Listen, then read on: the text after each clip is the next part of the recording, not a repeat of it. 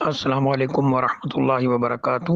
الحمدللہ والصلاۃ والسلام علی رسول اللہ، اما بعد۔ یہ کسی ہمارے بھائی نے پوچھا ہے کہ پاکستانی کرنسی کتنی انسان کے پاس ہو کہ اس کو زکوٰۃ دینا پڑے، اس کے بارے میں وضاحت کی جائے۔ دیکھیے، زکوٰۃ کی فرضیت کے لیے دو شرطیں ہیں، یعنی دو شرطیں اگر ہوں تو زکوٰۃ اس بندے پہ فرض ہو جاتی ہے۔ نمبر ایک یہ ہے کہ اس کا مال نصاب کو پہنچ جائے، یعنی اس کے پاس اتنا مال ہو جس کو نصاب کہتے ہیں، اس کے اوپر زکوٰۃ پڑے گی، وہ نصاب کو مال پہنچ جائے۔ دوسری شرط یہ ہے کہ اس مال کے اوپر 1 سال کا عرصہ گزر جائے، یعنی کسی بندے کے پاس آج اگر اتنا مال ہو چکا ہے کہ نصاب کو پہنچ گیا ہے تو آج کے بعد 1 سال کے بعد اس پر زکوٰۃ آ جائے گی۔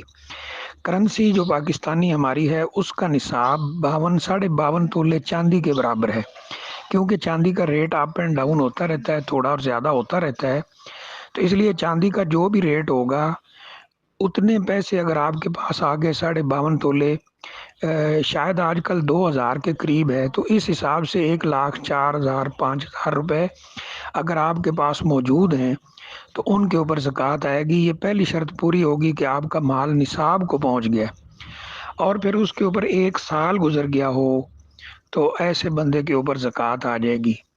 یعنی اتنے پیسے آپ کے پاس ہوں کہ 52.5 تولے چاندی کے برابر ہوں اور 1 سال گزر گیا ہو تو اس بندے کے اوپر زکوٰۃ آئے گی۔ اور زکوٰۃ کی ادائیگی قرآن مجید میں بارہا اس کا حکم دیا گیا ہے، کئی جگہوں پر وَأَقِیمُوا الصَّلَاةَ وَآتُوا الزَّکَاۃَ، نماز قائم کرو اور زکوٰۃ ادا کرو۔